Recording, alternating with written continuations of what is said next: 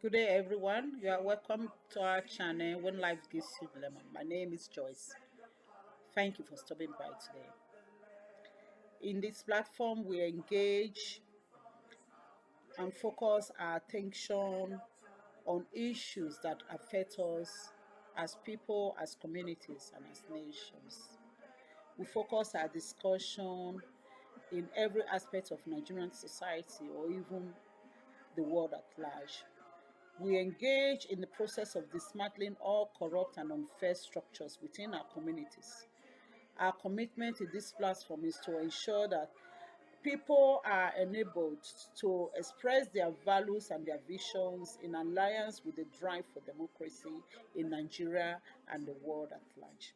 We do not only discuss concerns, we also try and profile solutions, possible solutions and alternatives, drawing on our various or different life perspectives, life experience, even our professional skills.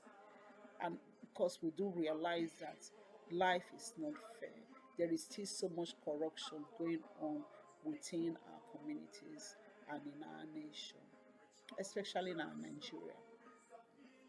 So in order for us to continue to push for that change we so much need, we decide to engage people to discuss issues that matters to them and what would be their possible solutions if they were in that position to change this. So thank you for stopping by once again. Like I said, please do not forget to like and subscribe and share our videos with your friends and family. Today's episode I'll be joined by a fellow comrade from South Africa, Mr. Mackenzie. He's a Nigerian who lives in South Africa, and we'll be discussing about the after victories reaction in the just concluded Edo State election. And for those of you who is just meeting me for the first time, I just want to say to you that I'm a Togberian and I'm an Ambaseki apologist. So, and my convictions were further verified by the outcome of the election, and more perspective on that during my discussion with Mr. Mackenzie, who is joining us via telephone call today. And in our discussion today, we'll also be focusing on the recent trending videos about the challenges Nigerians who live abroad are facing on arrival on an international airport in Nigeria due to the COVID-19 test that is required by everyone arriving in Nigeria. Today we'll be discussing that, and we want to try and know what is happening and what could be done, what for that what other options are available to be done to reduce those challenges and the discomfort our fellow Nigerians or even travelers, visitors to our country are facing.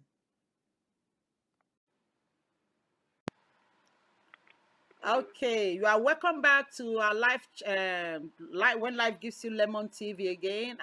Thanks for waiting and returning back with us on the break. We just had to go on a short break. With me, like I said, is joining me via telephone call from South Africa. A comrade also in the struggle. His name is Mr. Mackenzie from South Africa. Mr. Mackenzie, you can check, you can talk now. You're on air now. We can hear you. How are you and how is South Africa? Oh, right. That's the way I'm good. Now is around you. Okay, I'm fine. I'm fine. Thank you. We are still jollificating here. We are still doing our victory dance. I know it's been it's after over a week now since the victory, the winning of Obaseki. We are so happy because we don't even take it as Obaseki won as in Edo State. We don't even. I know you are from Nigeria. You are not from Edo State. You are from the East, aren't you? Yeah. I'm from the east side of Nigeria. Eastern part of Nigeria. Yeah, Okay. All right. yeah. Yeah. Anyway, but you were very That's much current with what was happening. I knew we spoke a few times during the struggle. In the last 3 months, Yeah. you were getting some updates from me as well, and you were feedbacking me from some updates that were feeding through to feeding to you through social media. Yeah. Okay, yeah, Yes. like I said we are still very happy, although some people are saying that we should not be too happy. We should not like. I think what there's this journalist, a national journalist, Mr. Frederick Wambofo, is a writer and a journalist in one of our national dailies. He said that we shouldn't be too happy because he doesn't think that we've ended the fight on godfatherism has ended yet in Edo State or even in Nigeria at worst. He thinks that that victory dance we are dancing, we should stop it now and try and be more kind of more sober, you know, that we've still Yes. got the godfathers. Because you know the when the fight initiated, because this last election historically they said it, in fact, according to I was speaking to my elderly parents, they said that in the whole of their life they've never experienced any election like this, because the way people were so engaged that even up to the youngest child in the house was talking about this, about the election, you know, talking about who their favorite person candidate are, and it was always swinging towards Obaseki, you know, majority, because and it came true in the it came true in the poll that he was going to win, and also in the election, you know. And after the victory, after INEC announced who won, you need to see the street of Benin. It was like as if it was a carnival time. You understand? It goes to show that it was the people's will that really prevailed, because that was our fight. That was why I joined in the fight, that I really so much wanted the people's will to prevail. Because majority was saying that Abaseki had really performed and they wanted him to say more, to do more. You understand? And Yes. you know, but now, and also it become like it wasn't like that contest wasn't between like Obaseki and his opponent, its main opponent, which was POI. It becomes like the people versus Oshomole, because Oshomole is not tend to be the father of all godfatherism in Nigeria right now. So people like him, Oshomole, people now took Oshomole as he became the symbol of godfatherism, and people in everything the Edo people had, they kind of directed it to him. It wasn't even directed towards the opponent, the POI. You understand? And when they Yes. won now, when the people won now, they feel that they've won godfatherism. They have not only returned Obaseki to the office, but sort of they want godfatherism. You understand? And but some people are saying no, Yes. no, no. It's godfatherism isn't won yet, because it's the issue of godfatherism in our society is eating so deeply. It's part of our political process, that our political process has been so cannibalized that it's like a word of dog eats dog. It's now become a place that you cannot survive with. If you are a politician, you cannot survive with your independent Yeah. disposition or perception. You must compromise on your principle and your personal integrity for you to be able to fit in, for you to be able to thrive well within a political process. Because bankroll, those who will be bankrolling you, because they said election is costly business. Being a politician is costly business, and you need people to bankroll. You need people to kind of finance you. You understand, and finance your activities and finance the party. And those people who do the bankrolling and financing, they start taking themselves as the godfathers. And usually they do it not because they have the interest of the majority at heart, but because they have their own personal interest and their own business interests, which they always want to put over the interest of the people. So anyway, like this man, that's why Frederick Wanfo, the journalist, now he's warning that he said he doesn't think that this victory, this dance we are dancing, he doesn't think it should take us too long. He feels that is enough now. We need to start getting sober and start looking at reality around us. And I know you like I said, you are from the east. And how is it? And well, first and foremost, what do you think? Do you think Edo people should keep on, jollificating, rejoicing, and go home and sit down and kind of take the victory home and go home and sit down and say, oh, they've won? What do you think, Mr. Oh, Mackenzie?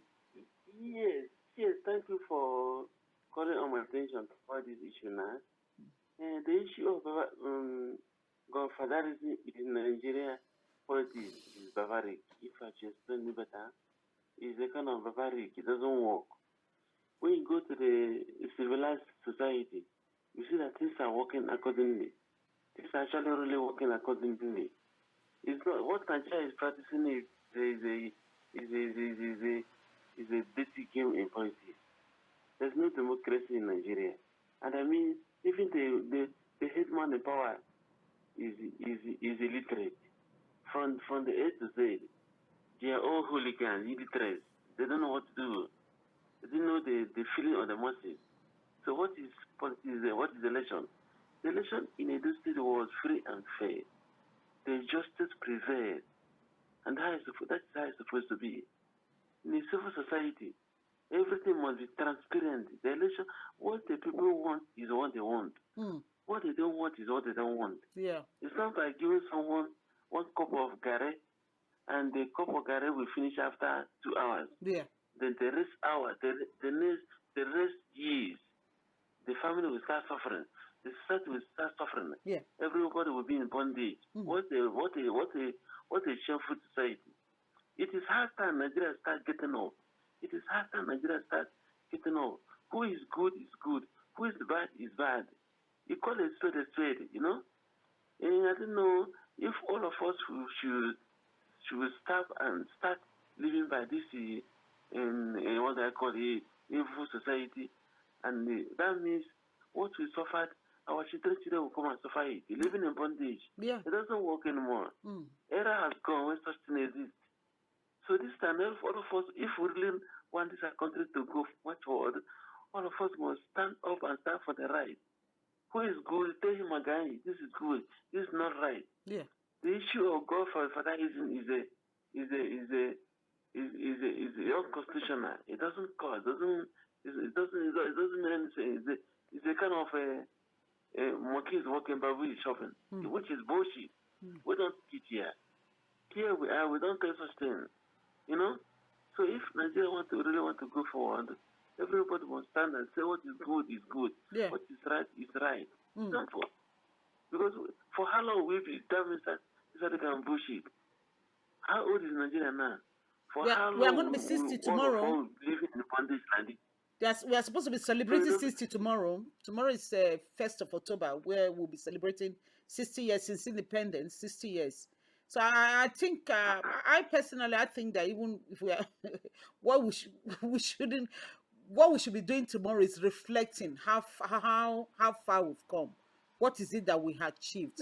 Where have we failed? Yeah. Those are the areas I think we should be reviewing. It should be like sometimes, but in Nigeria we don't do that. We just celebrate, we dance. That's why that's why sort of, you know, when reading through this man, the Frederick Wampho's journals, when he suggested that we shouldn't celebrate too soon, I sort of kind of, you know, I kind of relate to it. I'm like, yeah, is it really true? Because we know that godfatherism is corruption. Godfather is part of corruption as well. You know, it has eaten so deeply into the fiber of our society. In Edo State now, have we succeeded in cutting it off, or we've just kind of barely scratched the surface? We've only just cut the top, the branches now, and we are jubilating, thinking that the tree has fallen. Or are we going to see that tree growing its roots again, growing back again after two rainfall? So, you know, I think it's something we should be asking ourselves as a Dolites anyway. And also in East, is godfatherism, is it something that is also prevalent within your political process there? We're in one Nigeria, I know, but, you know, I don't know how it works in your region, in the East as well. Is it like, you know, is it as bad as it was in Edo State? The issue of godfatherism. Generally, Nigeria is a stark country. Here we describe Nigeria as a zoo. Generally from A to Z. There's no good thing there, no vision. But if you have beside, the president is an illiterate. So he's using all of them. I don't know, sometimes they say they clone him. It's not the real one we know. The issue of godfatherism is everywhere, all over the nation. No way they are telling the truth. The people should be jubilating and in fact, being happy with themselves. God have given them the mandate. God have given them the hope. The people should be start, in fact, reviving hope, jubilating, taking, in fact, taking glory. God have delivered them. Because that Shemona you see is a devil incarnate. It doesn't have any good thing to offer Nigeria. So, from our own perspective, a devil should be jubilating, Okay. giving thanks to And God. do you But agree? putting their own, Do you agree that also they, other parts of the nation, other parts of Nigeria, they should take cue from what happened in Edo State, kind of emulate really, the Edo-lighters where, really, and also if they have this issue of yeah, godfatherism, they should also stand up once yeah, of and for all course, and address it the way Edo people yeah, have stood up and they took their yeah, stand and they won. Yeah. yeah. If actually we really want to combat, if actually want to succeed, we should all take example from what really happened at Edo State. That's a typical example of what we need as a in fact the issue is what really happened in this state is an example that we should emulate. Mm. The matter of Marang, which means that is a victory. Yeah. That in fact that is the only thing we need for us to move forward, for us to move ahead. Mm. Because we can't be stagnant for life. This is a victory. This is a kind of thing we need. Otherwise, like Fela say in music, suffering as Mali. Mm. For how long will we be in this mess? For how long will we be in this bullshit? Things doesn't work like that. If you go to a civil society, in a developed society, you see, election you need to be transparency. Not the issue of the one man trying to pocket the whole country inside his pocket. It doesn't work like that. So, And you from will what I'm agree with saying, me that it's is the step that Edo people have taken now is a step in the right direction in bringing about that change with so much desire in Nigeria, yeah, because that is a good thing. All of us should be taking. The whole Nigerian citizen should be they have to wake up from sleep and slumber. Should be wake up and start this, follow this, key up in Edo decision. What Edo has decided is the right decision and the right track.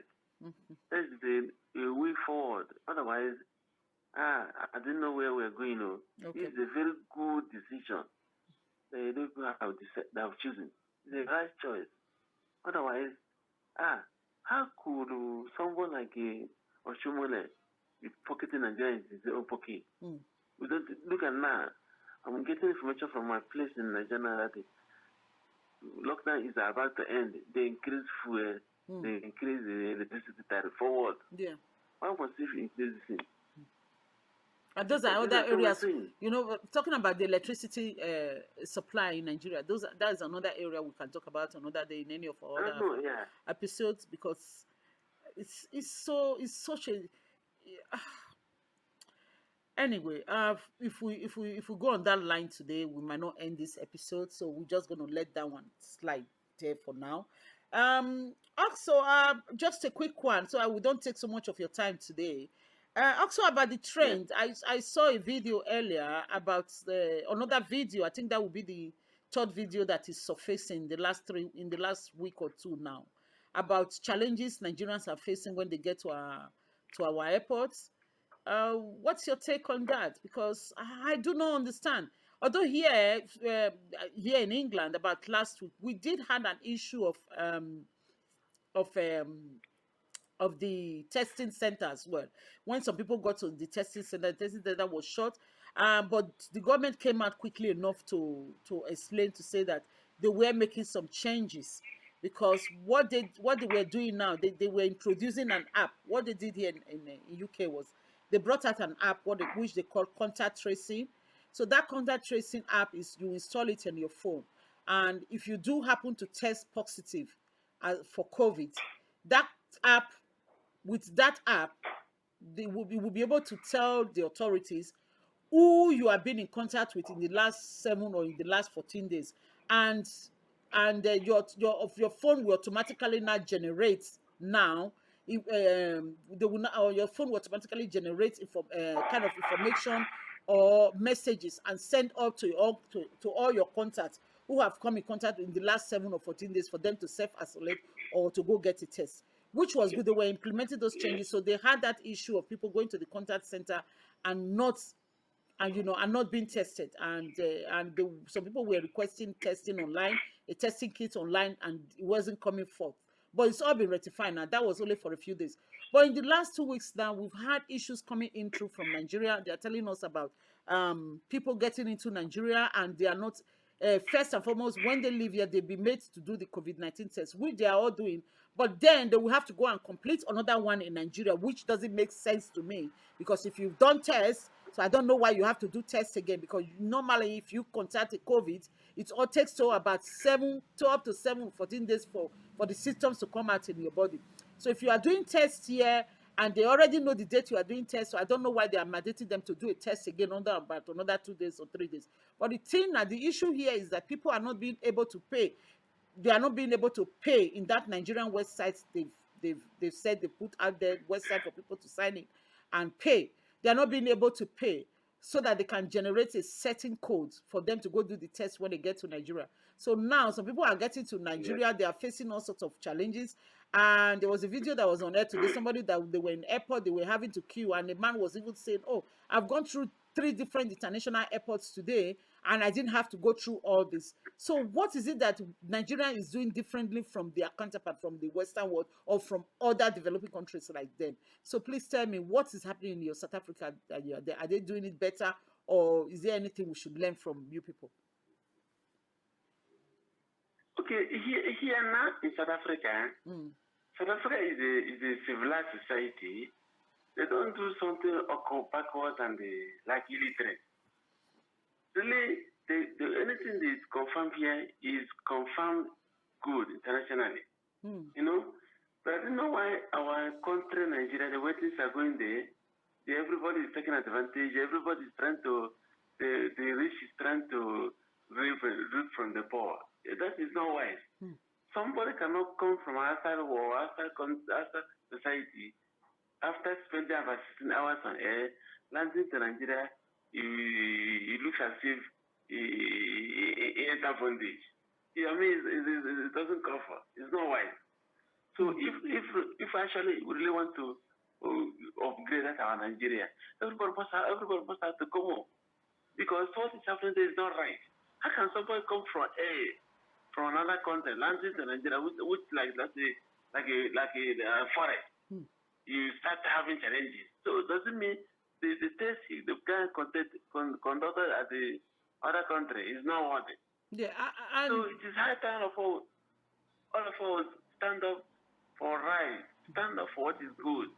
You see, if the government is trying to manipulate us, if the government is trying to enrich their pocket through us, we tell them it's not going to work. It can't be work. It's not, these are not done like that. I mean, it's bullshit. It doesn't work. It's not possible. Do you know that here? Mr. Markinson, let me just chip this in quickly. Do you know that here, that test is done free?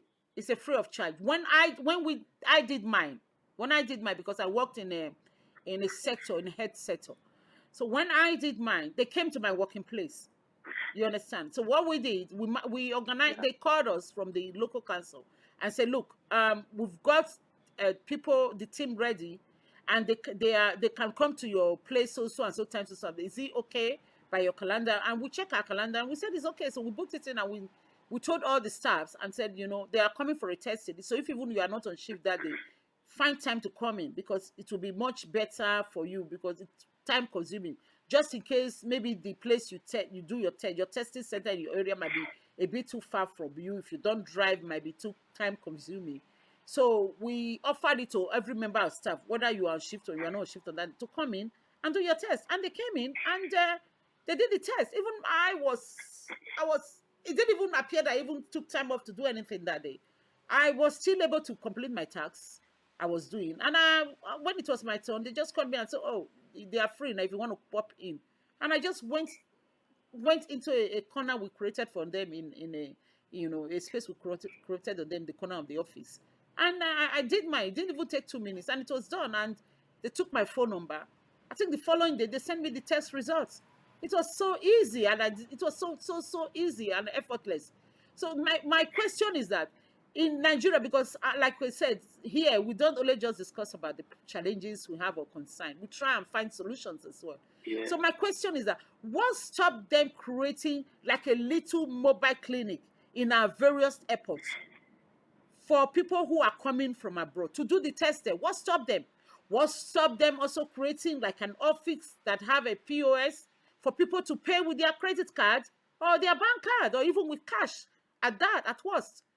Yes. In the airport, our airport is so large. I've gone to run that airport several times. I've seen several offices that nothing is happening in our local airport. They have so much space that they could create just a little corner that they could create a mobile clinic for people to take their tests. So they will be giving people options, especially those who don't live within the state capital. Because most of our international flights arrives in our state capital. And some people will have to travel over 200 kilometers, about 200 or 250 kilometers to their various states. So, and what one gentleman was saying in one of the videos I saw today is that he's traveled back to his state in the east, and now he will have to go back to Abuja to do a test. That will take him about 3 days out of his tight time. He just come there to spend holiday with his family, and he's have to go to putting his life on the line, wasting his time. He has to go back and forth.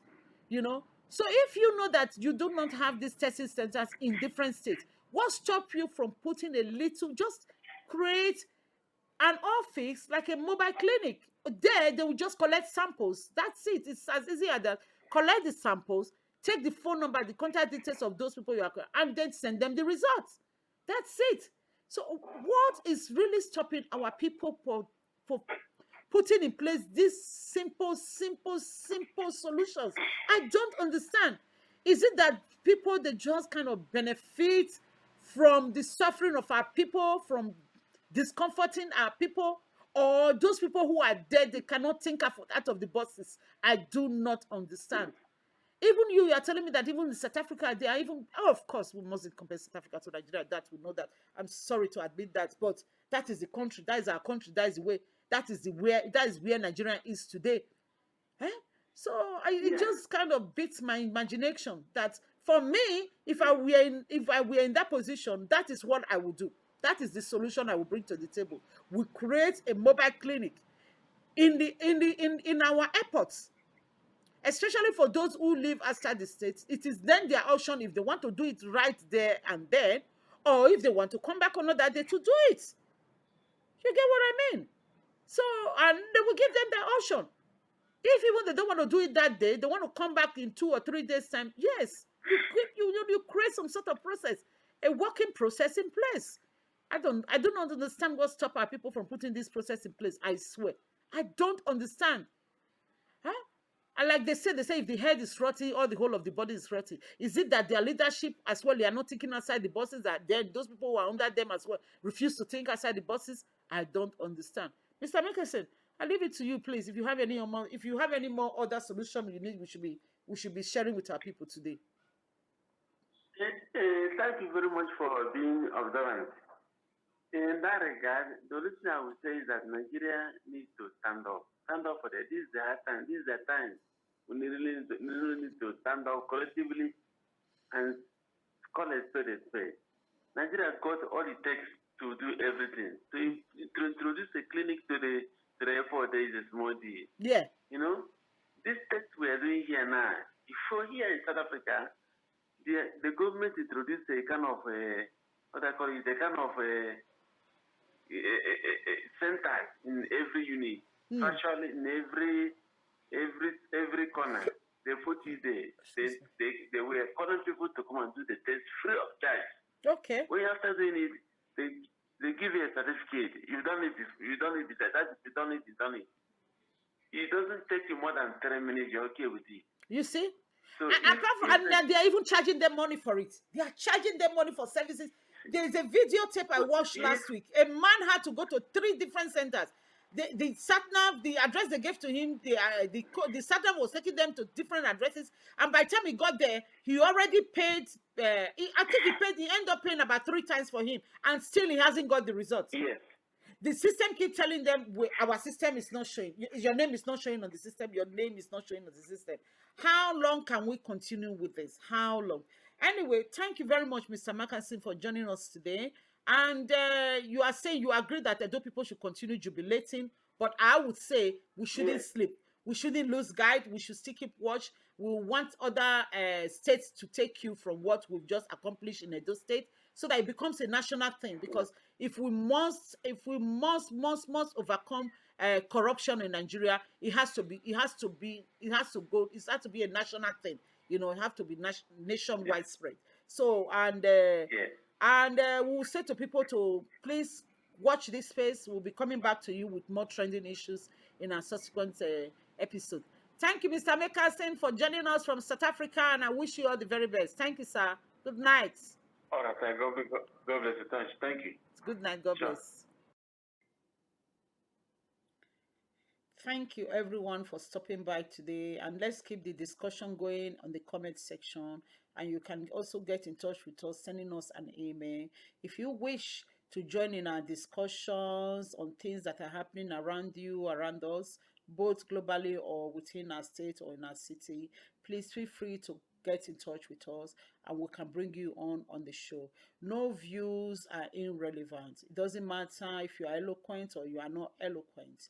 Your views matters. You can be brought on air to air your view. You can be brought on air to express your view and your opinions, to even provide solution to this everyday problem.